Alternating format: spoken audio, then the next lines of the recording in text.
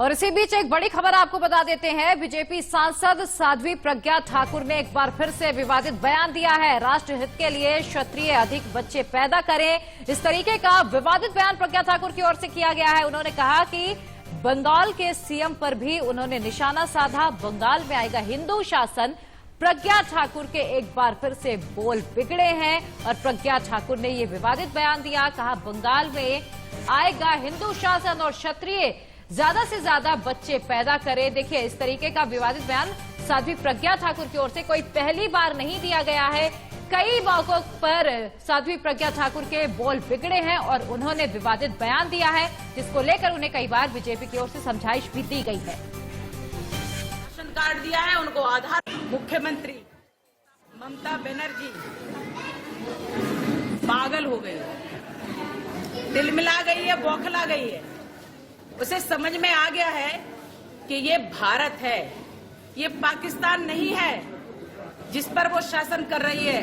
ये भारत है और भारत की रक्षा करने के लिए भारत के लोग तैयार हो चुके हैं, हिंदू तैयार हो चुका है और वो मुंहतोड़ जवाब उसको देगा। बंगाल में भाजपा का शासन आएगा, हिंदुओं का शासन आएगा और बंगाल अखंड भारत का हमारा हिस्सा है। बंगाल हमारे भारत का हिस्सा है, प्रदेश है। ये उसको अलग करने का प्रयास कर रही थी। और चलिए, इस खबर पर और अधिक जानकारी के साथ हमारे संवाददाता सरस्वती चंद्र सीधा जुड़ चुके हैं। सरस्वती, देखिए, प्रज्ञा ठाकुर की ओर से एक बार फिर से विवादित बयान दिया गया। ममता सरकार पर निशाना साधा, कहा वहां पर हिंदू शासन आएगा। इसके अलावा यह भी कहा कि राष्ट्र हित में क्षत्रिय अधिक से अधिक बच्चे पैदा करे। जबकि प्रज्ञा ठाकुर को केंद्र की ओर से कई बार समझाइश दी गई है कि बड़े बोल से बचें।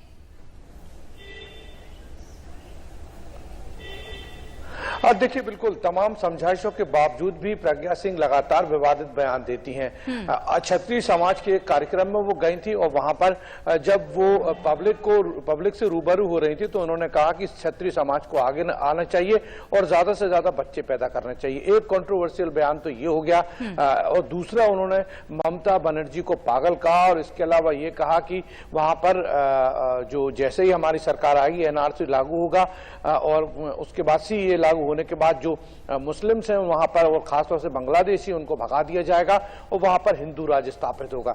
तीसरा बयान लगातार इसमें उन्होंने 3 बयान दिए। तीसरा बयान जो है, किसानों का आंदोलन चल रहा है। किसानों के आंदोलन पर जब साध्वी से पूछा तो प्रज्ञा सिंह ने यही कहा कि ये लोग राष्ट्र विरोधी हैं और कांग्रेस इनका साथ दे रही है। तो एक बार फिर कहीं ना कहीं कंट्रोवर्शियल बयान देकर, विवादास्पद बयान देकर कांग्रेस के निशाने पर है। आप पार्टी जो है वो भी इस मुद्दे को जाहिर सी बात है भुनाएगी और इस तरह के बयानों के बाद पार्टी किनारा करते हुए नजर आई है। कई बार हमने देखा साध्वी प्रज्ञा सिंह को फटकार भी लगी है केंद्र की तरफ से, लेकिन जब वो बोलती हैं तो कुछ न कुछ विवादास्पद बयान दे देती हैं। और आज कल उन्होंने जो बयान दिए क्षत्रिय समाज के कार्यक्रम में थी, तो 3 बयान जो अपने आप में काफी कंट्रोवर्शियल है। बीजेपी किसान आंदोलन में जरूर कह रही है कि कांग्रेस का साथ है, लेकिन वो राष्ट्र विरोधी नहीं बता रही है। लेकिन एक बार फिर कहीं ना कहीं राष्ट्र विरोधी बताकर इस मामले को तूल दे दिया। जहां सरकार इस पूरे मामले को सेटल करना चाहती है तो वहीं हो सकता है इस बयान के बाद कांग्रेस और आप पार्टी इसका फायदा उठाए और एक बार फिर बीजेपी को घेरने की कोशिश करें।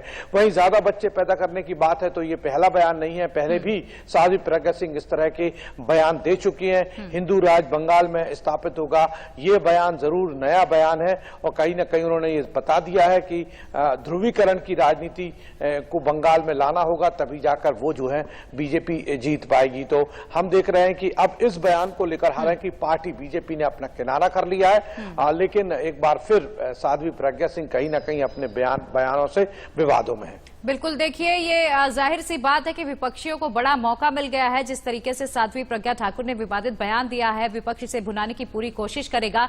हालांकि बीजेपी इस पूरे मामले में किनारा काटती हुई दिखाई दे रही है। सरस्वती, फिलहाल बहुत बहुत शुक्रिया तमाम जानकारी के लिए।